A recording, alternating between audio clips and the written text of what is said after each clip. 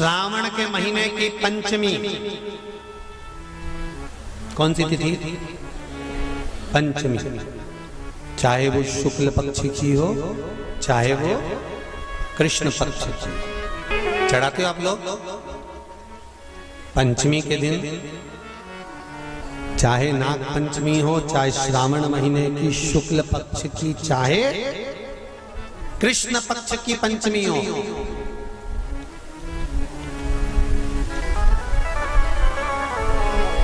शिव जी पर जल चढ़ाया गया।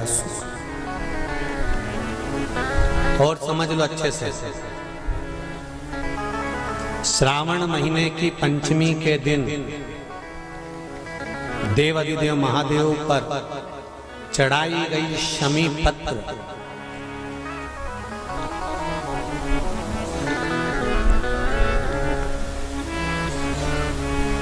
शंकर भगवान पर चढ़ाई गई शमी पत्र आस्तिक मुनि का नाम लेकर, कौन से मुनि? आस्तिक मुनि का नाम लेकर शमी पत्र को वापस उठाकर उसको अपने दरवाजे की चौखट पर कहीं पर भी या द्वार पर कहीं पर भी एक ओर रख देने पर घर के अंदर, बगीचे के अंदर सर्प प्रवेश नहीं करता। ध्यान रखिए, सर्प प्रवेश नहीं करेगा। शमी पत्र समर्पित करने पर, उस शमी पत्र को आस्तिक मुनि का स्मरण करने, कौन से मुनि है?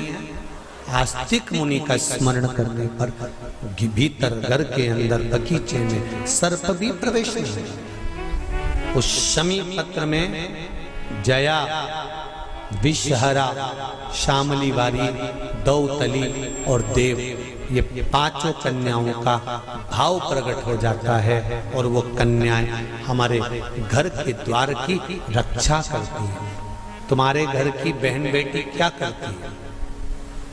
तुम्हारे घर की बहन बेटियां क्या करती हैं? घर में बहन बेटी आती हैं तो बद्दुआ देकर नहीं जाती।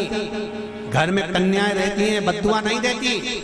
घर की बेटियां जब दरवाजा छोड़कर शादी कर वाले दिन, विदाई के दिन अगर जाती भी हैं तो बेटियां हाथ में धान भरकर फेंक कर जाती हैं कि मेरा मायका खूब फले फूले आगे बढ़े।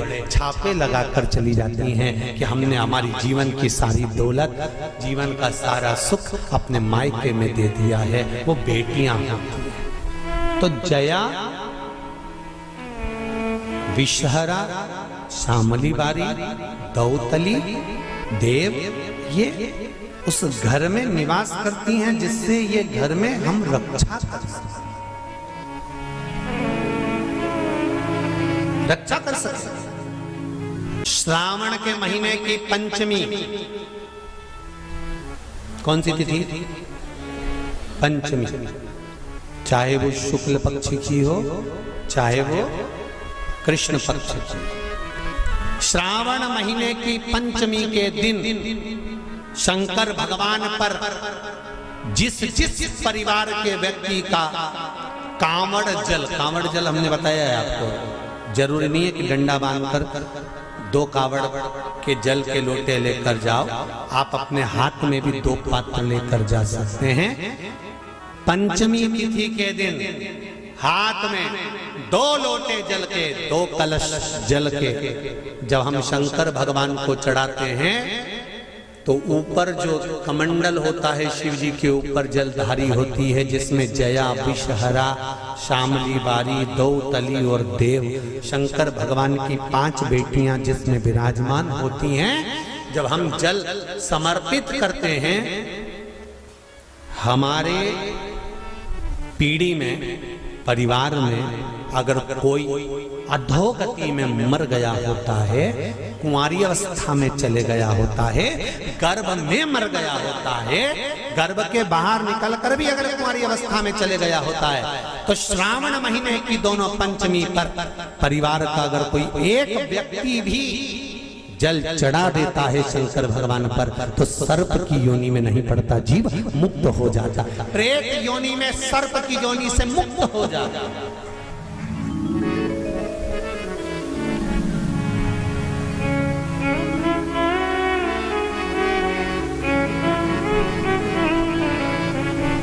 महाराज हमारे यहाँ सांपों की पूजन कौन से दिन होती है, कौन सी तिथि में करते हैं? जम के बोलो जरा। नाग पंचमी। नाग पंचमी का मतलब क्या है? सांपों की पूजन करो। नाग पंचमी का मतलब होता है शंकर जी के मंदिर में जाकर एक लोटा जल समर्पित कर दो। उसका कारण क्या है कि हमारे परिवार में, हमारे कुटुंब में कोई कुटुंब में, परिवार में कोई 7 पीढ़ी के अंतर्गत भी अगर कोई जीव तड़प रहा होता है, पड़ा हुआ होता है, उसकी मुक्ति नहीं होती है, तो पंचमी का चढ़ा हुआ जल उस जीव को प्राप्त हो जाता है और वो जीव तर जाता है, उसका फिर जन्म नहीं होता, वो तर। इसको मुक्तता कहता है,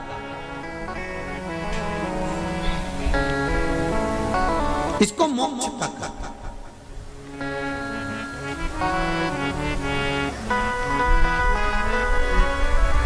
ये मोक्ष, इसी को कहेंगे कि ये मुक्तता है। महाराज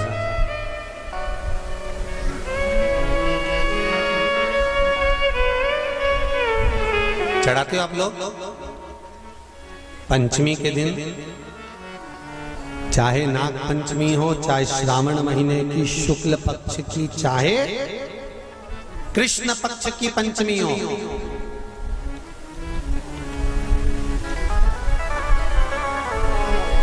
शिव जी पर जल चढ़ाया गया। और समझ लो अच्छे से, श्रावण महीने की पंचमी के दिन देवाधिदेव महादेव पर चढ़ाई गई शमी पत्र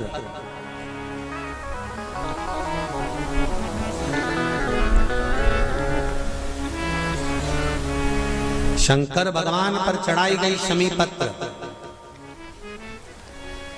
आस्तिक मुनि का नाम लेकर, कौन से मुनि? आस्तिक मुनि का नाम लेकर शमी पत्र को वापस उठाकर उसको अपने दरवाजे की चौखट पर कहीं पर भी या द्वार पर कहीं पर भी एक ओर रख देने पर घर के अंदर, बगीचे के अंदर सर्प प्रवेश नहीं करता। ध्यान रखिए, सर्प प्रवेश नहीं करेगा। शमी पत्र समर्पित करने पर, उस शमी पत्र को आस्तिक मुनि का स्मरण करने, कौन से मुनि है? आस्तिक मुनि का स्मरण करने पर भीतर घर के अंदर बगीचे में सर्प भी प्रवेश नहीं।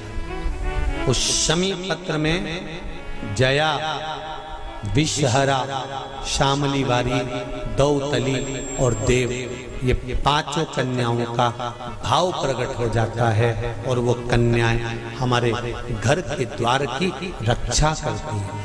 तुम्हारे घर की बहन बेटी क्या करती है? तुम्हारे घर की बहन बेटियां क्या करती हैं? घर में बहन बेटी आती हैं तो बद्दुआ देकर नहीं जाती। घर में कन्याएं रहती हैं, बद्दुआ नहीं देती। घर की बेटियां जब दरवाजा छोड़कर शादी कर वाले दिन, विदाई के दिन अगर जाती भी हैं तो बेटियां हाथ में धान भरकर फेंक कर जाती हैं कि मेरा मायका खूब फले फूले, आगे बढ़े। छापे लगाकर चली जाती हैं कि हमने हमारी जीवन की सारी दौलत, जीवन का सारा सुख अपने मायके में दे दिया है। वो बेटियां होती हैं। तो जया, विषहरा, शामली बारी, दौतली, देव, ये उस घर में निवास करती हैं जिससे ये घर में हम रक्षा कर सकते, रक्षा कर सकते। श्रावण शिव महापुराण की कथा में, कल की कथा में एक वर्णन आएगा, उसको ध्यान से सुनिए।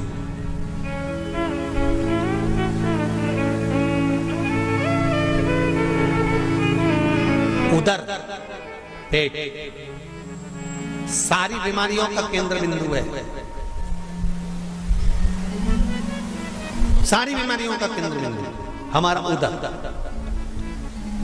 कहीं इसमें तकलीफ होती है, एसिडिटी बन जाती है, कोई बड़ी बड़ी बीमारियां इसी के माध्यम से, पेट के माध्यम, तो उसके लिए कल की कथा में श्रावण के महीने का बड़ा सुंदर भाव प्रकट होगा कि हमारे उदर से जुड़े हुए प्रॉब्लम, केवल एक तिथि और एक ही दिन शंकर भगवान पर जल चढ़ाकर उस जल का 3 बार आचमन करने पर ही उदर की बीमारी मिट जाती है। वो श्रावण के महीने का बड़ा सुंदर कथा है, उसको अपन श्रवण करते हुए आगे बढ़ेंगे। वो श्रावण